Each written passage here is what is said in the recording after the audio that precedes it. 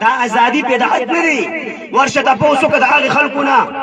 چې چاته ازادي نشته او د غلامۍ ژوند تیری د کافرو د يهوديانو د بت پرستو د لاندې هغې نه تاسو کا لاړ شه د کشمیر د خلکو نه تاسو کا وایي ازادي څه ته وایي چې هغې ته وایي چې ازادي څه ته وایي نو د ازادۍ معرض او مقصد چې مونږ به وطن ته نقصان نه رسو غداری به نه کوو ملاوټ به نه کوو په وطن کې دوکه به نه کوو دروغ به نه وایو د غلطو خلکو ملګرتیا به نه کوو خاص کر چې د وطن غداران دي او د دې خاورې غداران دي د هغې سره به ملګرتیا نه کوو او د وطن مینه که وطن خوږ نه وي وطن پسې بچا نه جړل که وطن خوږ نه وي وطن پسې بچا نه جړل په چغو چغو به محمد مصطفی نه جړل نو که مونږ د وطن سره مینه وکړو او دلته راغون شو نو دا ګورې زمونږ د ایمان حصه ده دا زمونږ د ایمان جذبې دي نو وطن سره مینه وکړې بیا د وطن شاته چې کوم خلک دي او د وطن دفاع کوي تاسو ته معلوم دي اسې حقیقت کې د پاکستان هر بچی هر زنانه او هر مشر سپینګیري دا د پاکستان سپاهي دي او فوجي دي او دفاع کوونکي خو بیا چې وردي چا اچولې ده نو هغې ته دا ډیوټي حواله شوې ده او هغې ډېر په اخلاص سره لګیا دي د وطن تقریبا 80,000 افواج پولیس افواج زموږ چې ادارې دي دی قربان شو پر یو څو کاله کې د پاکستان د وطن لپاره نو دې خو قربانۍ ورکړې په هغې کې زموږ ورور همشیر شهید راحت بهي شهید دا ټول پکې شامل دي نو تاسو دپاره او زمونږ دپاره څه دي چې مونږ د دې خلکو د خپل فوج او د پولیس هسې نه چې د دې مقابله کې ودرېږو نو که د خپلو ادارو مقابله کې رالو نو وطن به ترقي وکړي که وطن به روان شي غواړي د را ایجنټان غواړي د اسرائیل ایجنټان غواړي د امریکي ایجنټان او ټول یهودیان دا غواړي چې دا پاکستان عوام د فوج سره وجنګي تاسو په دې پوهېږئ او هغې ته لوبه روانه ده هوښیار خلک په هغې پوهېږي خو مونږ به داسې حالات انشاءالله دا به مونږ نه کوو چې دغې ته خبره ورسي دا واده دلته وکړئ چې انشاءالله د خپل وطن دپاره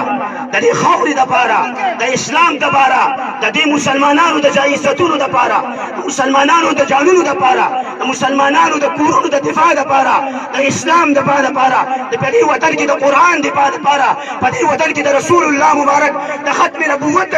دفاع دپاره او د هر انسان او د مسلمان د عزت د دفاع دپاره به ټول انشاءالله کوشش کوو نعرہ تکبیر نعرہ تکبیر پاکستان کا مطلب کیا پاکستان کا مطلب کیا جنم قانون رسالت کیا ہوگا محمد رسول اللہ قانون رسالت کیا ہوگا محمد نو د شهید باره کې زه یو خبره صرف خزن کاکا ته کول غواړم او د راحت شاه بهي که څوک وي هغې ته کول غواړم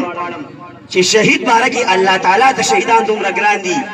یاد وساتئ د شهید باره کې الله تعالی داسې آیتونه نازل کړي قرآن کریم چې ولا تقولوا لمن يقتل في سبيل الله تاسو مه وایئ هغې خلکو ته چې د الله په لار کې قتل کړي شي یعنې شهید کړي شي څه ورته مه وایئ اموات مړي ورته مه وایئ الله تعالی د شهیدان دومره ګران دي د دې وینه ورته دومره قدرمنده ده چې الله تعالی څه فرمایي چې شهید ته به مړي نه وي الله تعالی پرې خفه کېږي څه ورته ووایو رب ذوالجلاله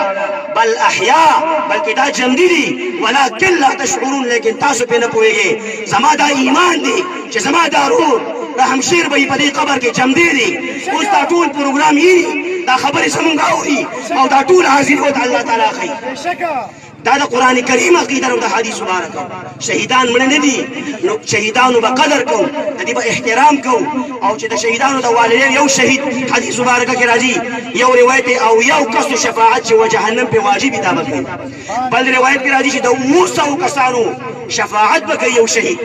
اسې الله تعالی دې وکړي چې رحمشیر له دغه مرتبه الله ورکړي خو دا چې موږ څونه کسان راغلي وو الله تعالی دې د ده د شهادت د مرتبې د خاطره د ټولو شهیدانو د شهادت د مرتبو د خاطره دې الله زموږ استادو ټولو مغفرت وکړي امین پرې ووایئ دا خبره یاد وساتئ چې زمونږ او ستاسو کمر ورولي ده مینه محبت دی نو مونږ او تاسو یو په اسلام د لا اله الا الله محمد رسول الله دا رشته د دې نه خوږه رشته نشته په مقدس یو دا رشته د زموږ ستاسو په خپل منځ کې